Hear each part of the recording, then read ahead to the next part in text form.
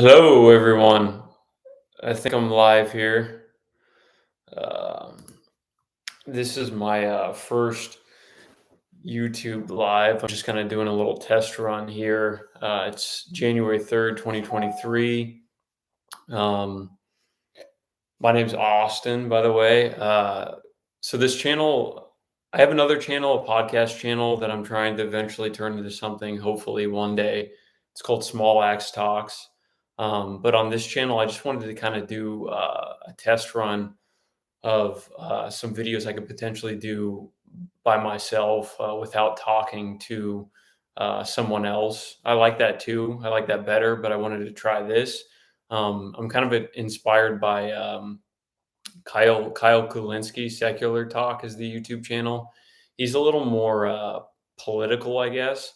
I don't really know what I want this to be. Probably not so political, but I like his channel. How he just does videos, kind of covering a range of news stories. Again, his channel is called Secular Talk. So I wanted to do this first kind of test video. Um, about the Southwest Airlines story over the holidays here in the U.S. and the kind of meltdown that happened there. Um, I found an interesting article that kind of describes why Southwest may be having some of the issues that they're having, and I think it relates to a lot of other companies and corporations in the U.S. as far as just overall um, the decline of companies in this country, that being due to stock buyback. These companies are buying back their stocks instead of reinvesting in the company. So I'll get more into that. Um, but I kind of stumbled across this topic originally, just like everybody else, probably like other people in the US, just through local news reports as it was happening during the holidays. And I saw an interview on some local channel, I believe, and I believe it was an executive at Southwest. I'm not 100% sure. I couldn't find the video anywhere online. But I believe it was an executive at Southwest, and he was basically saying this on, live TV, talking to a reporter that part of the issues were that there wasn't the reinvestment of money, Southwest reinvesting into the company through the years, updating their whatever systems, tech systems that they use, reinvestment into people, retraining, things like that, reinvestment into the company. And he was saying that was partly due to this whole stock buyback manipulation that happens in the corporate world. Um, so that was kind of interesting to hear, somebody being honest from a company. Again, I think it was a Southwest executive. I'm not 100% sure. I could be wrong. Like I said, I couldn't find that clip. So, anyways, Bernie Sanders here had tweeted out. This was December 29th, I believe. Corporate greed is Southwest getting a 7 billion bailout during the pandemic and spending 5.6 billion on stock buybacks to enrich wealthy shareholders while stranded passengers are threatened with jail time for the crime of trying to rebook canceled flights during the holidays. I hadn't heard about that whole jail time thing, so I don't know what went on with that or the story behind that. I'm just kind of more focused on the whole stock buyback thing. So I'd like to go over that article I was talking about that I found. I was trying to find the best, since I couldn't find that video. I was trying to find the next best thing, and I kind of stumbled onto a good article here. So let me see if I can pull it up and just go over a few highlights.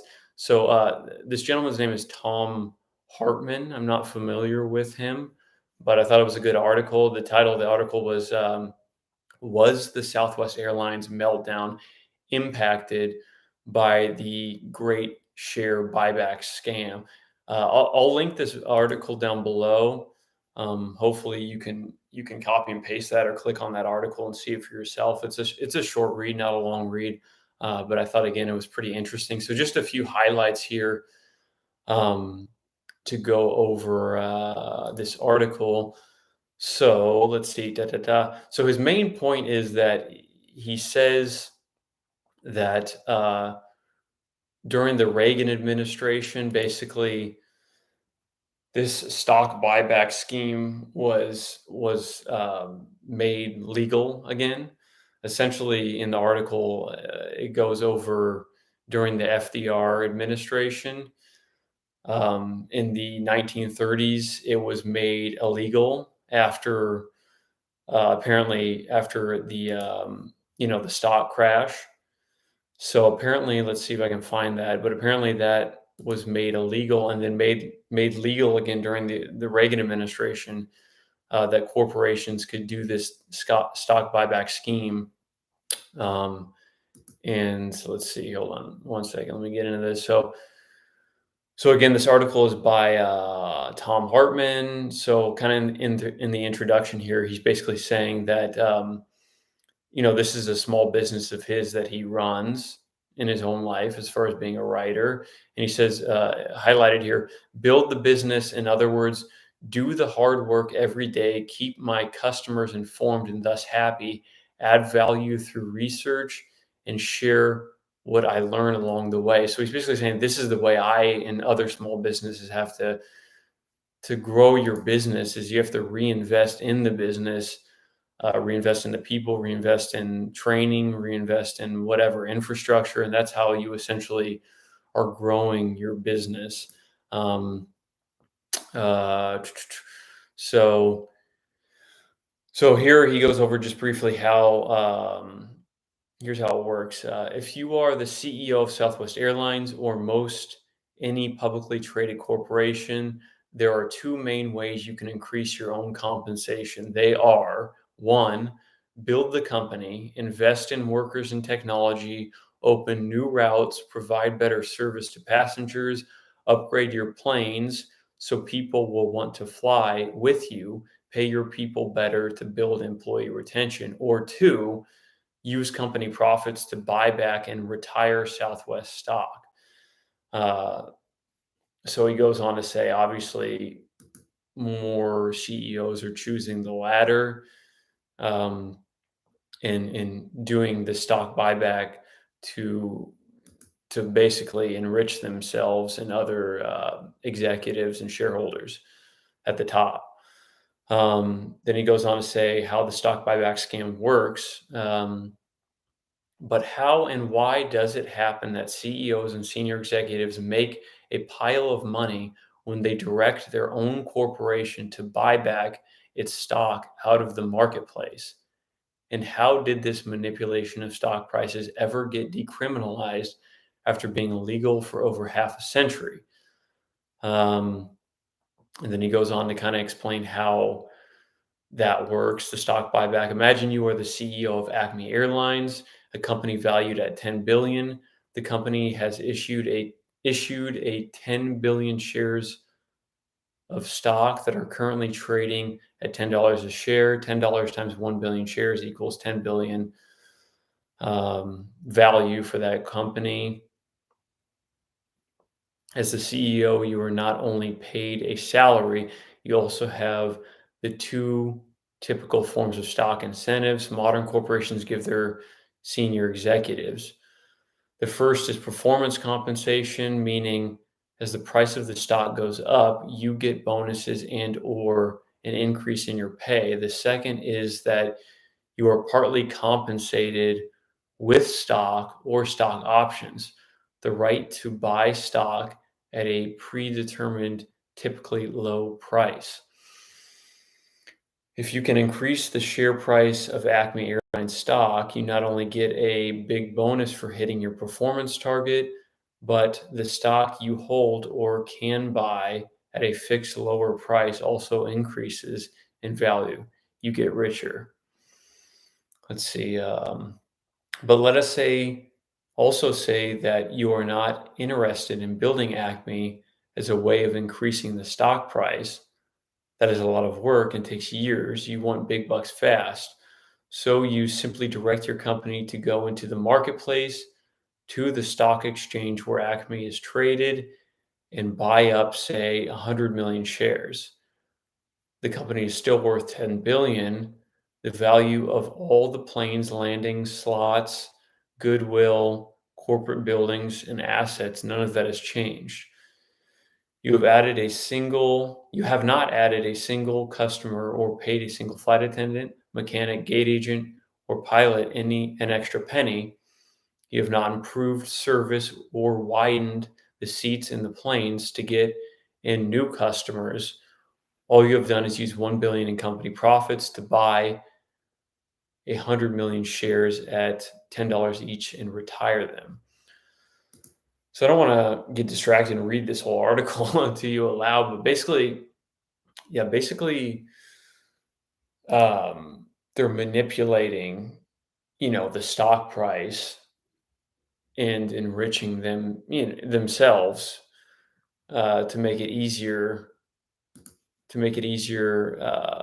for themselves rather than investing in the company over the long run. So let's see.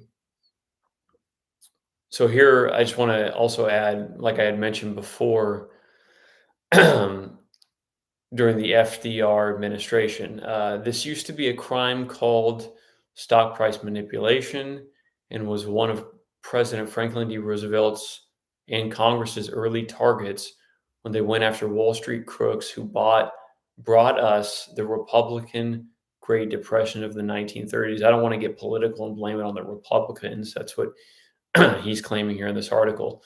Congress created the Securities and Exchange Commission, SEC, in 1934, and FDR put Joe Kennedy, JFK's father, in charge of it. Kennedy ironically told my old friend, the late Gloria Swanson, that he was chosen because she told me FDR had wisecracked that it takes a crook to catch a crook.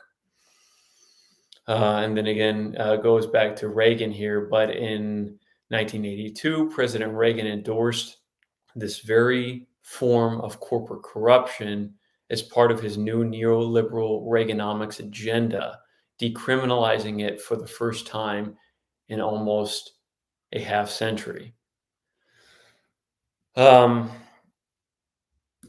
again, making these videos is kind of my first test run video. I don't know if the best way to do this is, reading part of the article, or if I just kind of digest the information myself and then just kind of regurgitate that and link anything down below. So this is kind of a test run here. But again, great article, short read. So I definitely recommend anybody read that.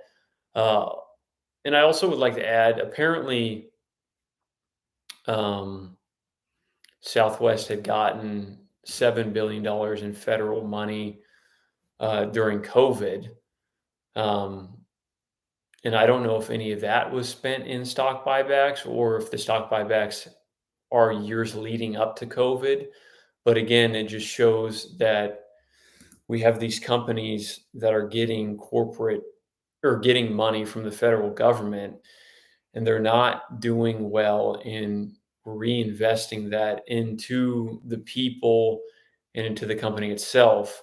They're looking more short term, it seems like. And it goes through that in this article with other corporations and companies in the U.S. And again, it seems like they're looking more short term and not reinvesting it into the people, into the company, higher wages, better working conditions for the employees, things like that. So let's see. I don't know if there's any other highlights here that I'd like to make in the article. Let's see. Share buybacks have replaced growing a business as the main way CEOs jack up their compensation to buy a new mega yacht or ski chalet in Switzerland. And it's just as much of a scam today and just as destructive to working people and our nation as it was in 1929 when it helped crash the market. Uh, so the way he kind of wraps this up here in the end is a first step towards restoring vitality to America's business sector and providing much needed funds to return America to our position as the world's innovator with the world's most prosperous middle class as we were before Reagan's introduction of neoliberalism is to once again outlaw stock buybacks. So I just thought it was an interesting article. Um, I don't really know that much about that whole world, stock buyback world. This is probably the first article that I've read about that specifically. But I thought it was an interesting topic because overall, I think in this country, you can see the the decline of the investment into working people and the people that are, the working class people in this country that are actually on the ground floor of these companies and making them run every day. And I think you can definitely see a decline in the investment that these corporations are making into themselves, really, which at the end of the day is just, it seems like to me it's just you're gonna just run your company into the ground. So long term, it doesn't make sense. Short term, it's working out for people that are at the top in this country. Whether you're an executive or you're a shareholder of these companies. It'll be interesting to see how in the years to come how things change. Um, if things change legally, if they, like I said, if the government really does do anything to clamp down and make that illegal again, I don't know if I believe that that'll happen. But it's just an interesting thing to see and see how that could potentially change. So again, here I'm kind of feel like I'm rambling, but this is kind of a test run video. I want to start doing these more, like I said, covering a specific topic. I don't think that the way I did this, reading the article, was kind of my favorite.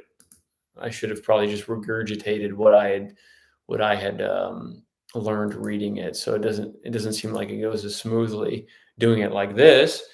But I guess we'll end it there, folks. Like I said, I'll try to. I'm going to try to get better at this. I'm going to try to post um, frequently. Try to get better at this and kind of see where I can take this. I really like the podcasting.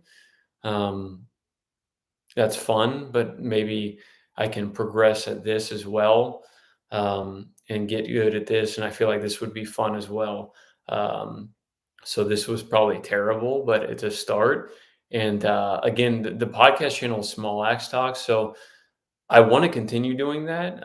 The problem is just getting good guests is difficult when you don't have a large, whatever social media following. So I'd like to pick that up at some point someday, um, and to continue with that to get good quality people that I can have a discussion with. It's fun because you can learn from them. But I feel like again this could be something that's fun as well. So I'll try to continue doing this. And yeah, thanks so much. I'll link the article down below, and I'll see you next time. Adios.